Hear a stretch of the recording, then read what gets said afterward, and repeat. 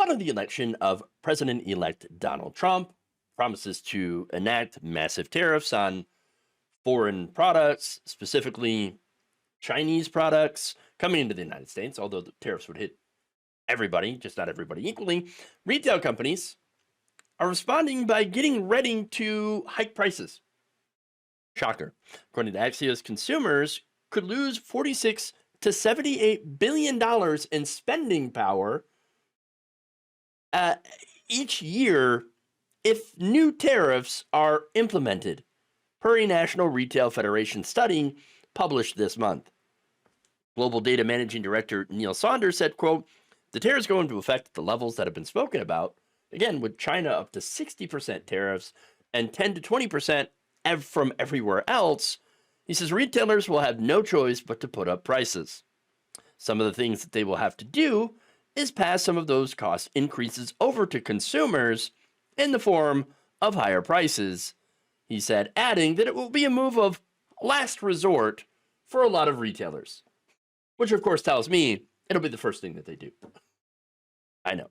Carolyn Levitt, spokesperson for Trump and the incoming White House press secretary, told Business Insider, though, quote, in his first term, President Trump instituted tariffs against China that created jobs, spurred investment, and resulted in no inflation, adding that Trump would work quickly to create jobs and lower taxes.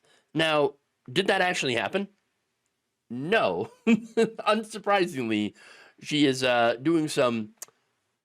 rewriting some history, all right? Big surprise. According to a study from the Federal Reserve, we find that tariff increases enacted in 2018 are associated with relative reductions in manufacturing employment, meaning it costs jobs, and relative increases in producer prices, which get passed down to the consumer. They found that in September of 2019, U.S. consumers and businesses paid a record $7.1 billion in tariffs. Yeah, that's right. Consumers and businesses. Who did you think was paying these tariffs?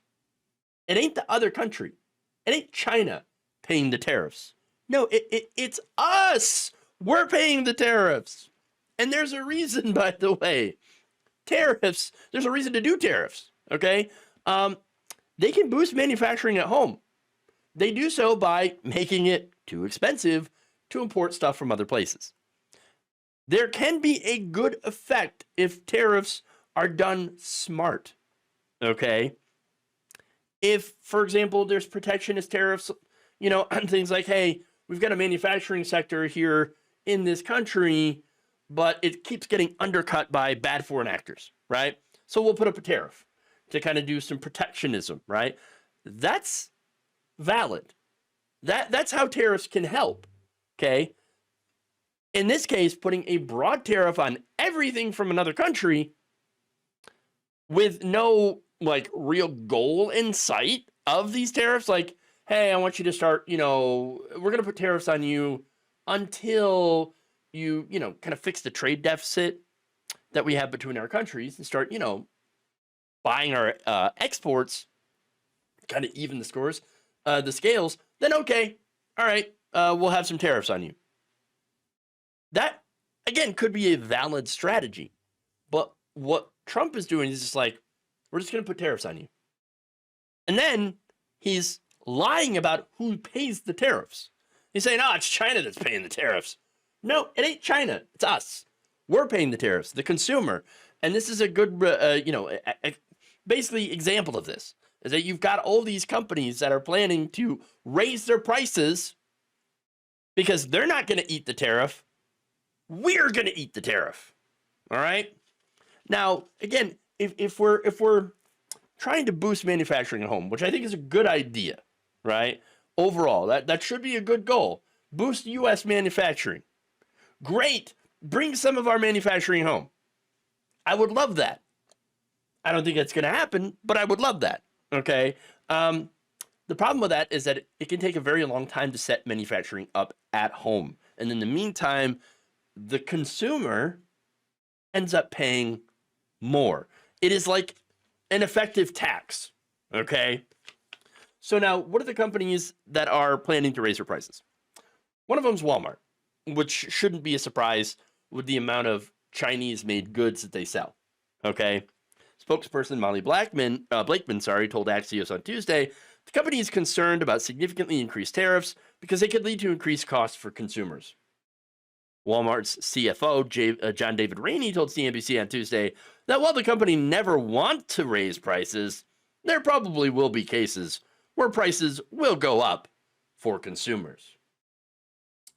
Okay, not only that, but we've got Lowe's. CFO Brandon Sink said on an earnings call on Tuesday that about 40% of the company's costs for sold goods is from outside of the U.S. He said tariffs certainly would add product costs, but added that timing and details remain uncertain at this point. Uncertain. AutoZone CEO Philip Danielle said on an earnings call, if we get tariffs, we will pass those tariffs costs back to the consumer. All right. Columbia Sportswear CEO Tim Boyle said the company may be forced to raise prices too, or to cover additional tariff charges.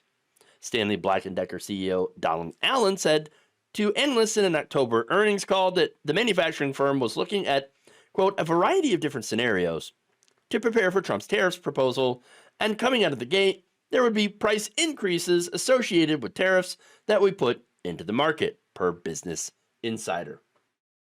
Representatives for Target, Kroger, Costco, and Sam's Club did not immediately respond to Axios' request for comment on the proposed tariffs. So understand, price increases, they're coming. They're coming. Okay, Donald Trump says we're going to put tariffs, and these companies are like, all right, well, we're just going to put the cost on it to the consumer.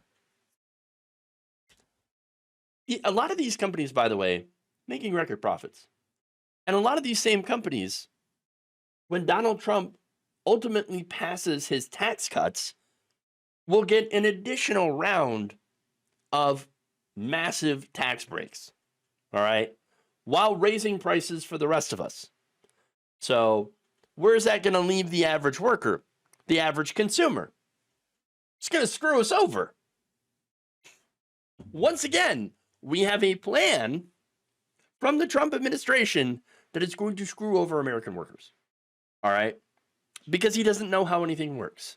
And because he looks at it from, what? Corporations, they fund my campaign. Corporations love me. Wall Street loves me. And so, hey, I'm going to do what's best for my donors. And I'm going to do what's best for me. I'm going to do what's best for Walmart. That's it. And for Wall Street. Okay? That's it. That's the reality. Look, if you think that Trump's economic plan is going to be great for the economy, you got another thing coming. All right? It's going to bring deflation. It's going to lower prices, right? The only way that prices are going to end up going lower is if we're in a recession. Maybe that's the plan, all right? Maybe when Donald Trump, and Elon Musk comes out and says, well, there's going to be some pain here, economic pain. Maybe they're planning to drive us into a recession or even a depression. Well, it's not going to be good for a lot of people, especially since they plan on shredding social safety nets, all right, and giving massive tax breaks to the rich while raising taxes on 95% of Americans. That's all in the works.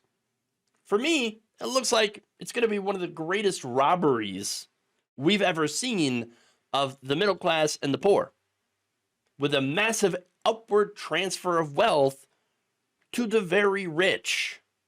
It is a robbery. And so when things get bad, if Trump is successful in getting his tariffs, getting his tax cuts, which we've got a Republican Congress that's coming in that is fully pro-Trump, pro-MAGA, well, we're going to see how bad it gets. And hopefully the American people will finally understand, like, oh, turns out maybe we shouldn't trust Republicans on the economy, because it turns out they actually kind of suck at it.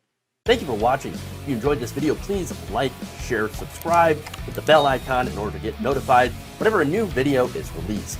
And if you want to support independent, progressive media through this difficult time where it seems like everybody is shutting down, you can become a member on our YouTube page, you can become a subscriber on Facebook, or you can go to my Patreon. It's patreon.com/Jeff Waldorf.